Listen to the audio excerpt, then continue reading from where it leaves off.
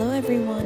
In the first part of the video, while the Oden simmered, I shared how I came to Japan through the MEXT scholarship. This time, I want to go a little deeper to share how the MEXT application actually works and the online resources that helped me make it here.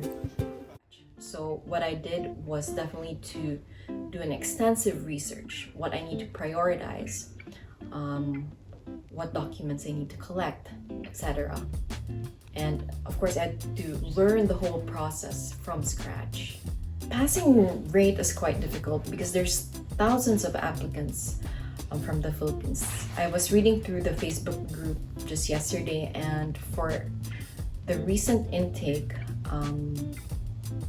there was more than 1,000 applicants, and the number of people who went into interview was 42, and the number of people who finally got awarded the scholarship, I think, was 20 something, between 23 or 29. So not a lot. So you definitely have to stand out and make sure that your research proposal is very strong and solid, and do well in the interview. Convince them that you are someone who deserves and is capable of doing well academically, as well as in your future relations, of course, with Japan, the university, the community, and then bridging your home country with Japan and growing that relationship. That is very important for MEXT. So what did help me, and I'm gonna post the links for you, was the first one is the Travis. He has a website called Transcends Japan, and I think it's the most extensive content or information about acquiring the MEXT scholarship. Right. So I went through the embassy recommended route. The process, you can read through it online, but basically what I from my experience, I had to first, of course, the application form. It's quite straightforward, so it's easy to fill out. Challenging part, I think, was number one was to create the research proposal, a very concise one, and make sure this would stand out from among the thousands of applicants. Then collecting documents. I was living in Manila, working and living in Manila at that time. So my documents from school would be back in Cebu, my hometown. And then, well, in Ateneo, of course, where I graduated from, which is easy to get. But since I also studied in Germany, and that was my last degree that I completed, I had to get documents from there, as well as a recommendation from the dean, in order to complete my application. So that was a challenging part to complete in about a month's time. So yeah, I have some notes here. Okay, and then another part of the application is and challenging part of the application is to find your academic advisor. Now, this is a tricky part because you would have to reach out to your potential academic advisor from the university in which you chose, to where your degree program is, and then let them know that you are applying for the MEXT scholarship, that you would like for them to be your academic advisor when you do receive the scholarship. It's quite a commitment, I would say, and reaching out to someone you've not met before, just via email, introducing yourself, introducing your research proposal, and getting a reply from them, I would say is challenging. And you could only do this after you passed the screening process. So you could only reach out to them at the later stage of the application. So that was what made it challenging. All right, and then another source that helped me was Study in Japan. I'll paste the link in the description. They have a list of degree programs in English. Because I did not speak Japanese, I never learned the Japanese language, so I had to choose a program that I'd like to enter that would be completely in English. And then also the website, the Japan Embassy in the Philippines, their website and their Facebook group for the latest information about MEXT scholarship. And also there's a MEXT Scholars Philippines Facebook group. It's good to know what the other applicants are also going through, so you're all updated, motivating each other, giving each other tips, etc. So that's what helped me in the application process. So on May 16th, I submitted my application to the embassy. Just going through the timeline. And then on a month later, June 27th, I got the email that I was going to proceed to the next round. Now, the next round after they screened my application was to take an English exam. So this English exam was to happen on July 2nd, 2018. And there's also a good resource. You could study sample exams, and these were actual exams from the past, so you have an idea. I did not find that exam difficult.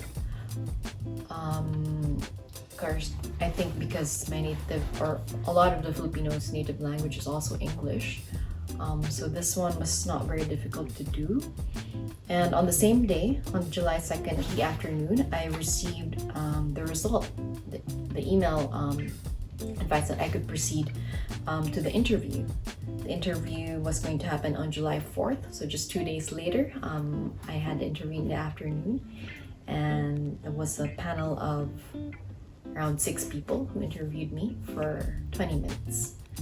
After that, on July 11th, about a week after I had the interview, I got the provisional acceptance.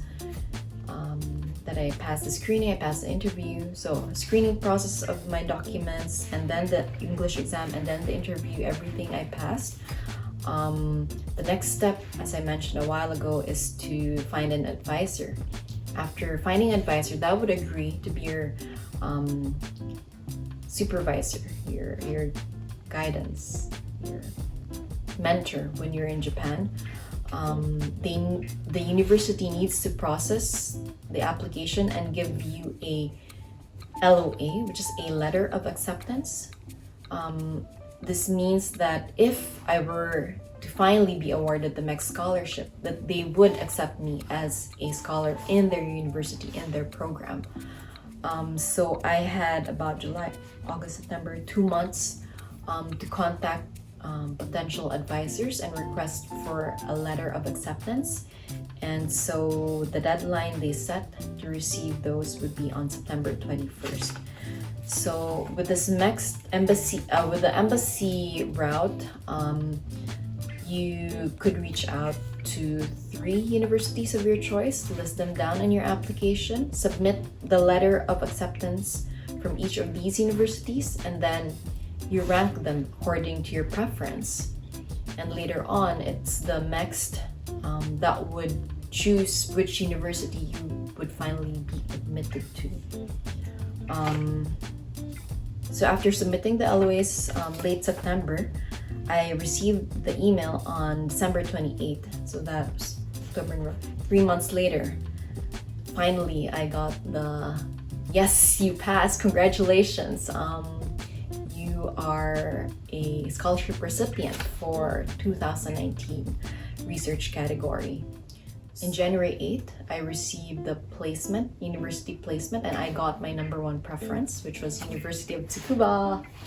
Whew. And on March 9th, we had the pre-departure orientation in the Japan Embassy. And very well, April 2nd, I was in Japan. Crazy, right? So it was quite a long process, a 1-year process from beginning of application preparation up to the time I reached Japan. So that's how I got there.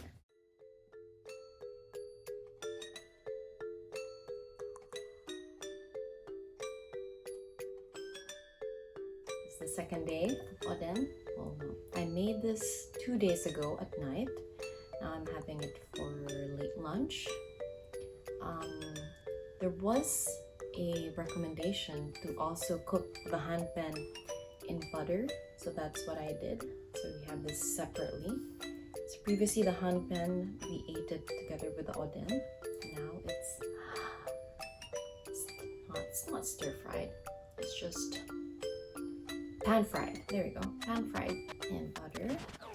And then the many kinds of oden. The sauce has, I'm sure, soaked in more thoroughly into each of the fish cakes. I did forget to mention, gosh, the dashi was so good. It's on the sweeter side. I'm not sure if it's because the nerimono was on the sweeter side too, but I really love the taste. It's sweet instead of savory, which is what I like. Needed to have some greens today, so I just got some kimchi. So let's try the hanpen. Oh my god, I'm so excited about this. The one with cream cheese inside. Oh my god. It looks like a marshmallow. How come something this healthy tastes so good? So it's like, the texture is like marshmallow, but I read that it's made of fish. So, pretty amazing.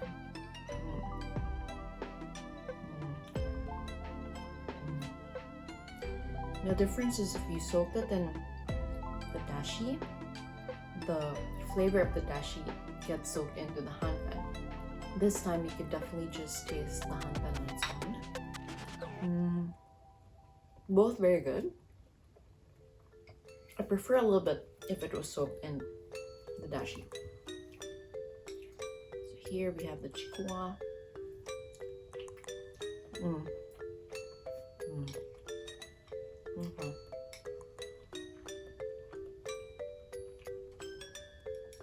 And this I remember to be the fish cake with burdock and some carrots. I also really like this. And these very soft balls. Oh my god. Okay. Definitely one of my favorites. It's very spongy, so all the flavor of the dashi gets soaked into it. So good. How can they make so many different kinds of flavors with just fish cake, you know?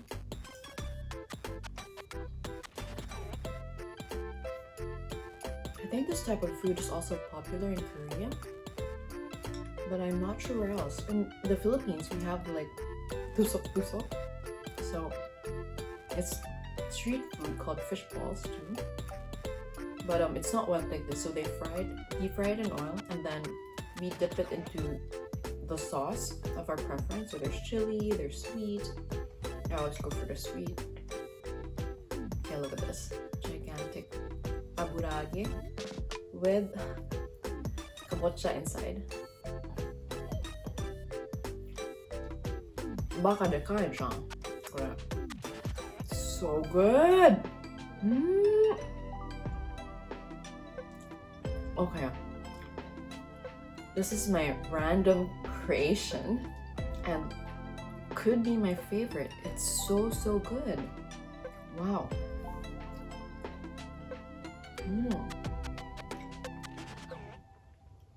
It's just a freaking piece of pumpkin inside the tofu skin. And it's so good. Is it because I just love kabocha so much. I don't know. This one's a round fish cake.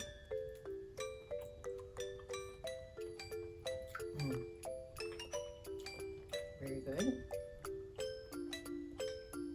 This one I'm not really sure. It's also another shaped fish cake that looks like it has some mushroom and carrot sticking out.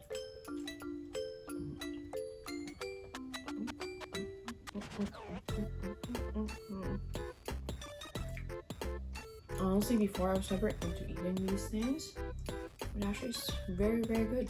Very delicious. And I forgot the mustard again. Should we try it with some mustard? This one's the mochi mochi.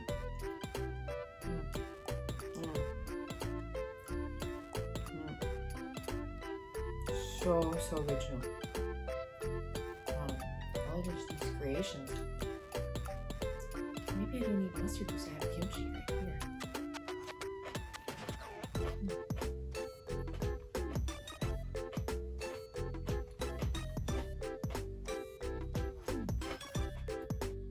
Oden with mustard as recommended. This is American mustard. I know the Japanese one tastes different. I just don't have it on hand with me, so we're just gonna have to try it with American mustard. See how it pairs. What? Okay.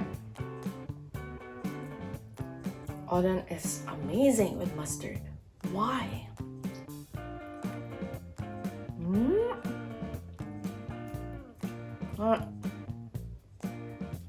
That just elevated the flavor. Wow. Second day Oden.